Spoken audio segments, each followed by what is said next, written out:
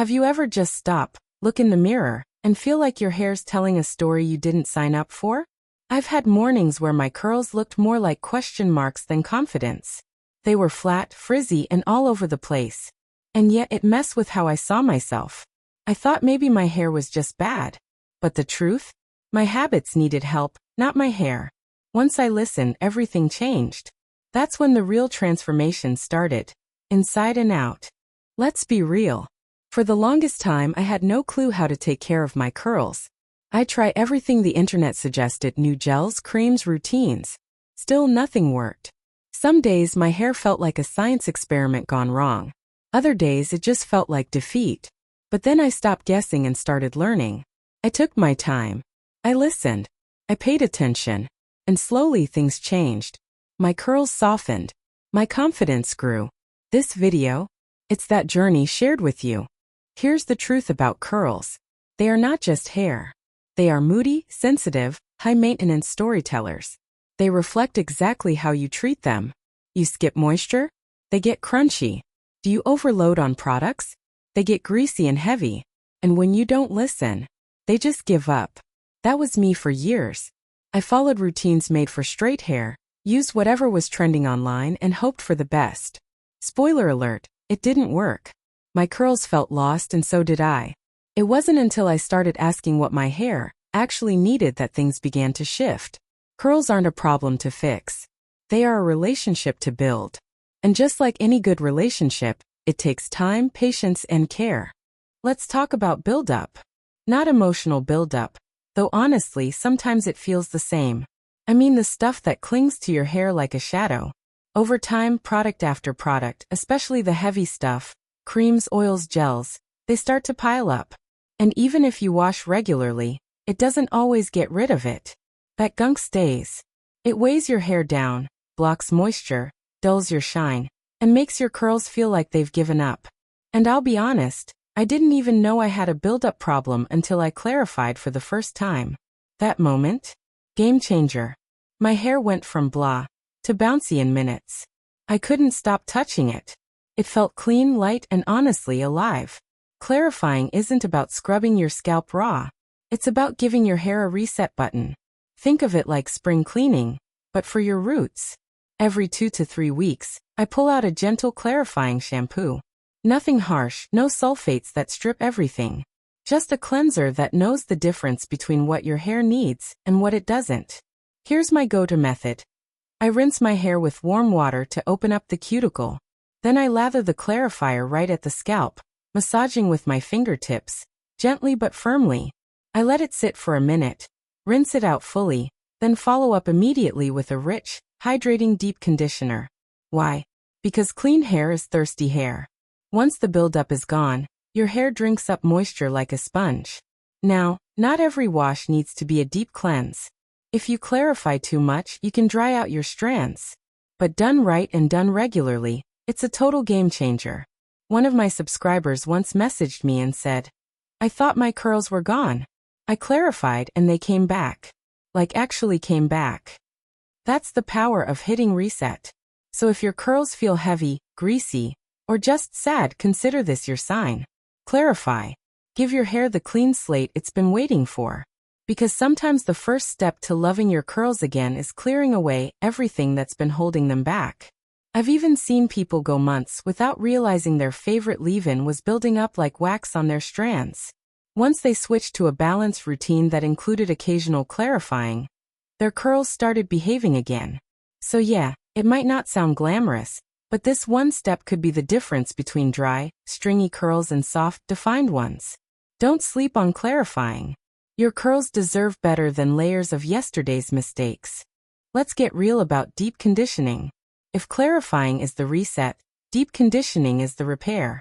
For the longest time, I thought a quick slather of conditioner in the shower was enough. But curly hair? It needs more than that. It needs intention. It needs time. It needs real, deep hydration that goes beyond surface level. The first time I truly deep conditioned, with heat, patience, and the right mask, I was blown away. My curls didn't just feel better, they looked alive. Soft, bouncy, shiny. They felt like they were saying, "Finally, thank you for listening." Now I deep condition every week. I choose a mask that matches what my hair needs at that moment. Sometimes it's moisture. Sometimes it's protein. Sometimes a little of both. And no, I don't just slap it on and rinse it out. I apply it section by section. Comb it through gently, then pop on a heat cap. That warmth opens the cuticle and helps all that goodness sink in. I leave it for at least 20 minutes, sometimes longer if I'm doing chores or just relaxing. This has become my hair's version of self-care Sundays. And honestly, it's one of my favorite rituals now. I used to think deep conditioning was optional. Now I know it's non-negotiable. Because when I skip it, I feel it. My hair feels drier, more brittle. Styling becomes harder. But after a good, deep treatment, my hair detangles more easily. My products work better. And best of all, my curls stay defined longer. One subscriber told me she cried the first time she saw her curls hold shape after deep conditioning. That's how real this is. Your hair doesn't just need moisture. It needs consistency. It needs attention. It needs you to show up. If you've been frustrated with frizz, dryness, or breakage, this is where you start. With care. With kindness. With 30 minutes and a little heat. Don't overcomplicate it. Choose a good mask, use a cap or even a warm towel. And just breathe. Let your hair drink. Let it heal. Because when you commit to this one step regularly, it's not just your curls that transform. It's your confidence too. I've learned over time that it's not about the most expensive product, but the most consistent routine. Some weeks, I use what's already in my cabinet. Other weeks, I try something new and simple. The key is doing it, being present, and not treating your hair like an afterthought. That mindset shift, it changes everything.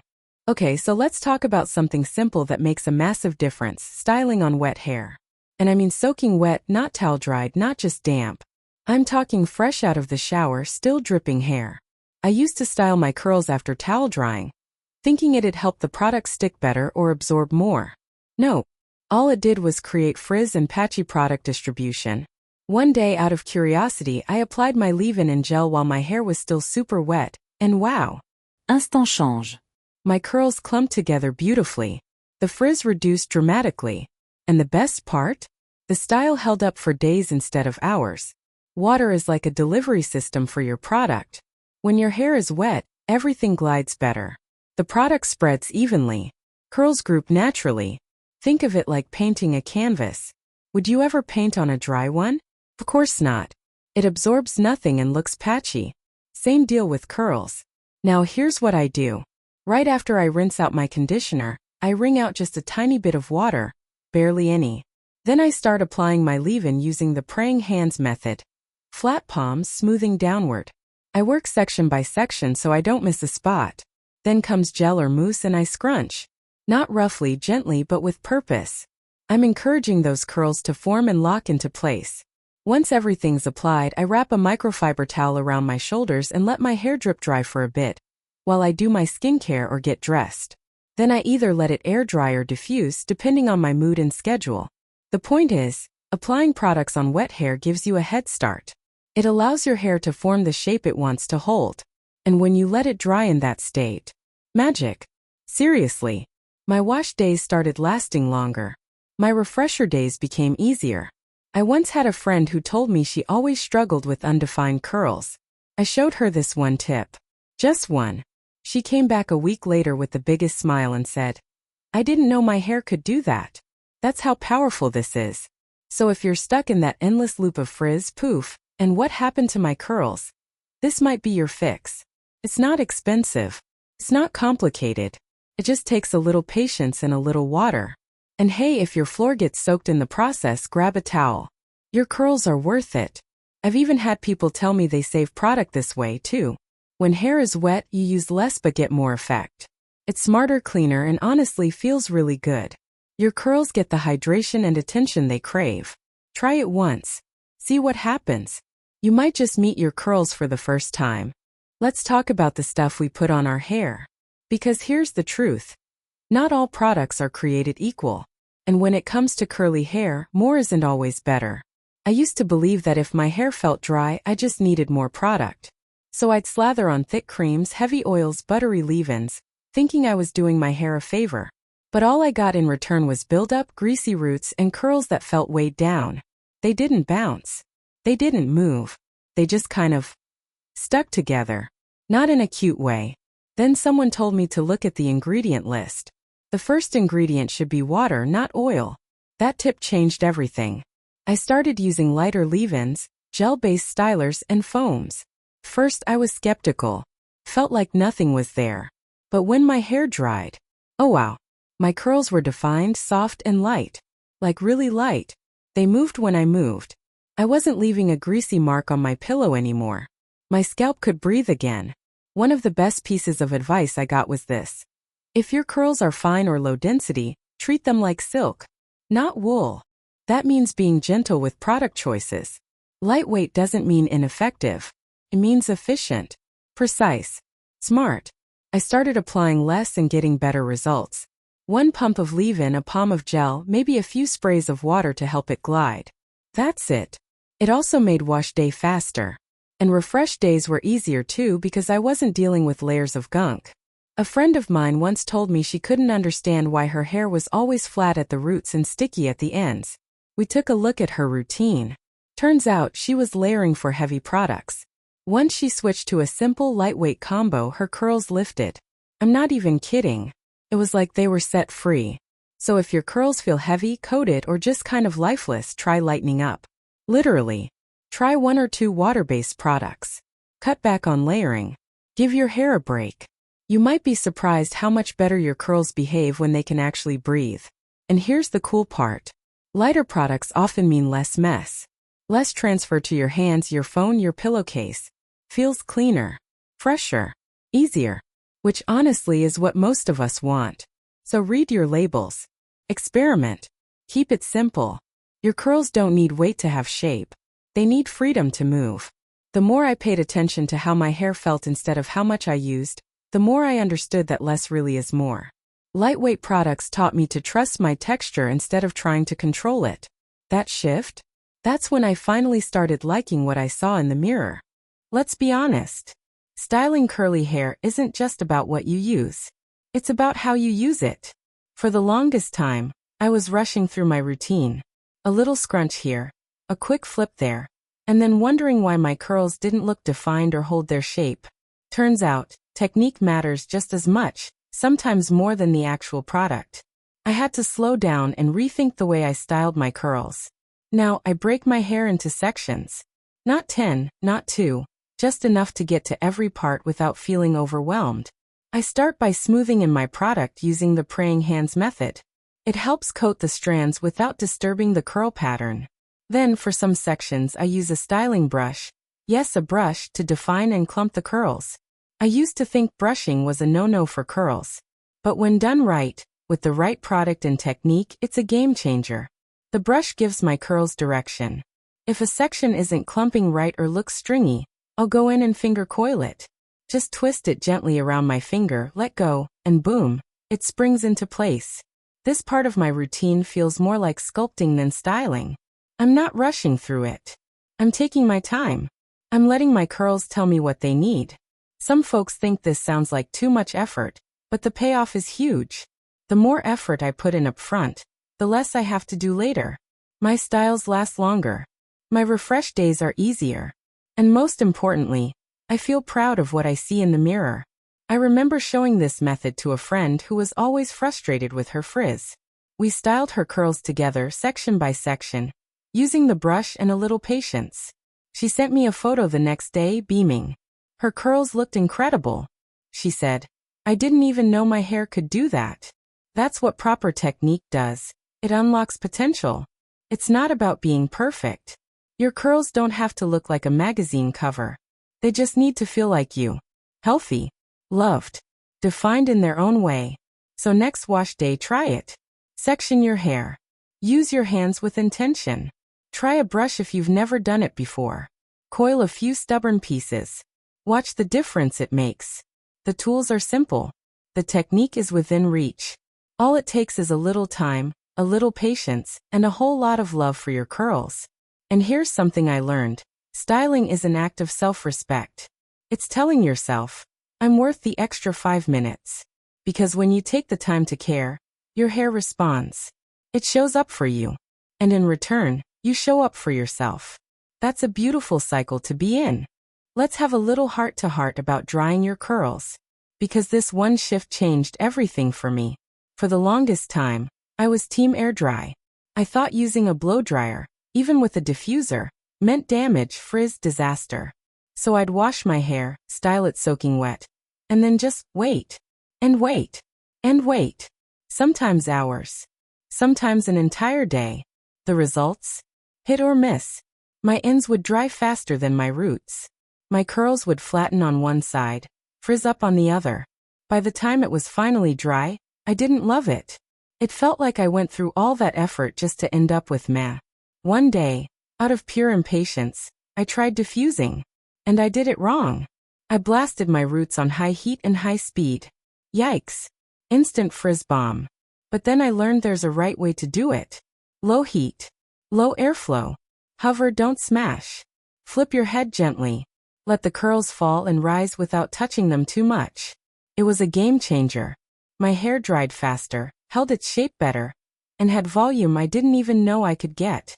I now diffuse most of the time, especially when I need my hair to set with shape and hold. I start with a hover technique, just holding the diffuser a few inches from my hair. Once it's about 70% dry, I start cupping the curls gently, lifting from the ends toward the roots. I always finish with a cool shot to lock everything in. And here's the deal, I still air dry sometimes. On chill days, lazy weekends, when I'm not in a rush. But for consistent results, diffusing wins. Every time. One subscriber told me she diffused for the first time. And her husband asked if she went to a salon. That's how noticeable the difference was. It's not about replacing one method with another. It's about knowing what your hair needs that day. Sometimes it needs softness and air. Other times it needs structure and a set. The key is to stop fearing heat and start respecting technique. The right method, used with care, can give your curls the life and lift they've been waiting for. So don't be afraid to try it. Start slow. Stay low. Watch how your curls respond. And maybe, just maybe, you'll fall in love with your diffuser too. I used to think tools were the enemy, but now I see them as support. A good diffuser is like a gentle push in the right direction. It's not about control. It's about collaboration. With your hair, with your habits, with your time. And when it works, it really works. Let's talk about something we often avoid, trimming. I get it. For years I thought trimming meant losing length.